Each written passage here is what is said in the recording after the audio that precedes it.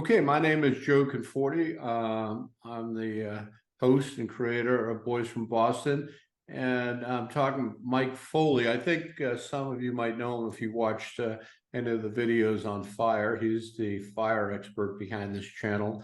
Brought a lot of very interesting people. So without further ado, Mike, reintroduce yourself and introduce yourself to some of the people who may not have met you yet. Hi, I'm Mike Foley, formerly a Boston firefighter from 1969 to 1994. And we went through a lot of big fires, and it was fun. All right, and your family, give your background on the family. My grandfather was appointed in 1917, worked until 1963. My father was appointed in 1945, and he worked until 1987, and I came on, like I said, in 1969.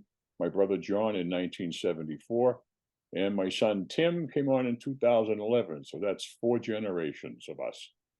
Yeah, that's impressive. So let's talk a little bit about what we're going to introduce. We're not going to dissect these fires yet, but the plan is to dissect the iconic fires in Boston, say over the last 50 years. The first one we're going to start with, of course, is Bellflower. Talk a little bit about the Bellflower Fire.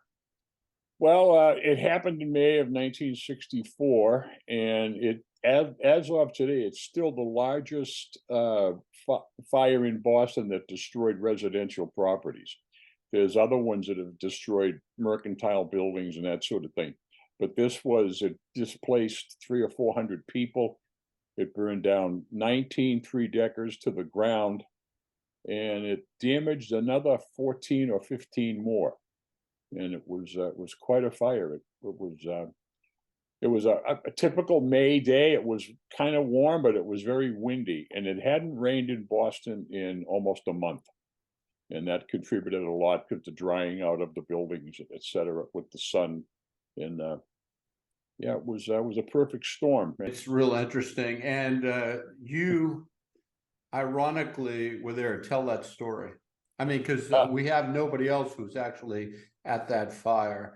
Okay. So why don't you tell that story? I was visiting my father in the firehouse, and I was in the firehouse when the 2 companies, Engine 43 and Ladder 20, were sent over to Bellflower Street.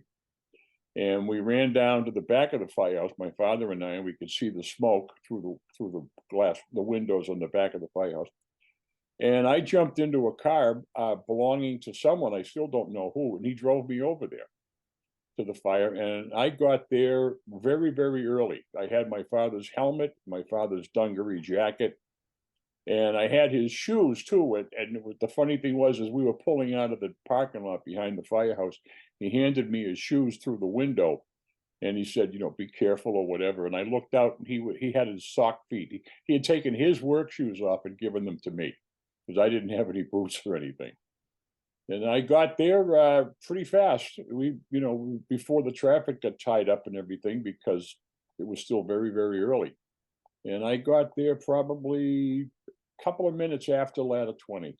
And they arrived at 20 minutes of 2. That's a great story. And amazingly, we have footage of you at the fire. I forget what organization or what company took footage, black and white footage, but you're clearly in it for a good 5-7 seconds pulling hose. I was 17 years old. I had just come back from the Marine Corps recruiter. I was scheduled to take my oath to join the Marine Corps the following Friday. And I just happened to be in the area when it happened. It was fortuitous, I guess you could say. I would say so. We also do have some great color footage of Bellflower that we'll be using. So what I think the first one should concentrate on is the first 7 minutes, because we're going to do a series on this fire, Bellflower, and then we'll do other iconic fires, for instance, Vendome and some others. Why don't you explain the chiefs who are going to be here, their background a little bit? They'll be talking with you about the strategy, tactical attack on this fire in the first 7 minutes. So why don't you just elaborate on that a little bit? Okay, the 2 chiefs we're going to be talking with are Paul Christian, who retired as the fire commissioner, Paul is a Boston fire historian, probably the best that there is right now, and he has a lot of insight into the fire. And the other one we're going to talk to is District Chief Eric Pettaway. He's still on the fire department today and is widely considered as the best district chief in the city. And that's not just me talking, that's a lot of people. He's really, really good. And they're going to give you their insight, tell you what was going through the chief's mind at certain stages during the fire. Like from the very beginning, when they first heard about it, Chief Green was the first chief to get there. When he was responding, I want to know what was running through his mind. He knew the neighborhood, he knew where it was, he could see it on the horizon. And the chiefs will tell us what was running through his mind as he was riding in his car, going up there. Yeah, that should be very interesting. And like I said, we'll concentrate on the first 7 minutes of this fire, roughly, how the setup was, because it was critical in those first 7 minutes to contain this thing, because I know I exaggerated a little bit at first about this fire. It was so massive to me. I was like 14 when the fire happened, but you know, it was amazing that it looked like it could burn down a substantial part of Dorchester. Am I incorrect in thinking that? Well, yeah, I mean, Dorchester's pretty big. It could have definitely spread a lot further than it did. And what the principles of firefighting, you locate the fire, you surround it, you confine it, and you extinguish it. Those 4 things. Locating it was no problem. And the chief, Bob Green, knowing the neighborhood, knowing the streets, was able to tell fire engines that were responding on additional alarms to come in certain streets from certain directions. And because of that, he knew how he was essentially surrounding the fire at the time. And then the job is to confine it. There's an interesting sidelight to this too. A fire of this magnitude, most people might think of what we call the deck gun. It's a big appliance that sits on top of a fire engine. It looks like a cannon, and it directs the water. But throughout the entire fire, there were only 12 of those employed, and there were 42 what they call hand lines, just regular lines of hose that you'd run into a building and put it out a fire in just one building. But they used those hoses because they were maneuverable, and that's what they needed more than anything, was the ability to move when needed and to continue to confine the fire. And it was a spectacular performance. It was unbelievable what they did. But you're right. The funny thing is, along probably 20 or 30 minutes into the fire, they had sent fire engines around in the neighboring areas, neighboring streets, and they found over 200 roof fires. Burning embers from this big fire were going through the atmosphere and landed on people's roofs. And it was pretty touch and go for a while, but they did it. They were tremendous. What a job. It was incredible. Yeah, and my question is on that, not being a firefighter and knowledgeable in much fire science, that could have translated easily, even at 50%, into another 100 houses if they hadn't caught it. Is that correct?